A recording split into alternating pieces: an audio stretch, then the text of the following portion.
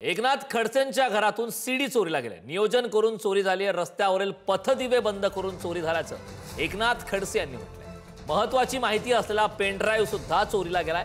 काल एकनाथ खडसे यांच्या जळगावातील घरी चोरी झाली होती आणि त्यानंतर आता ही महत्त्वाची अपडेट येते की रस्त्यावरील पथदिवे बंद करून ही चोरी करण्यात आल्याचं ज्येष्ठ नेते एकनाथ खडसे यांनी म्हटलंय। नियोजन करून माझ्या घरात चोरी झाल्याचा आरोप आता खडसेंनी केला।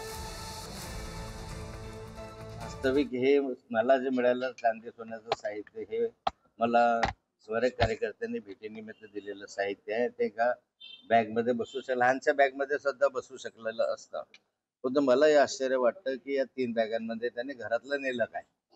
कागदपत्रांशिवाय त्या घरातलं दुसरं काही गेलेलं दिसत नाहीये। बाकीच्या सगळ्या वस्तू जशाच्या तशाच दिसत आहेत।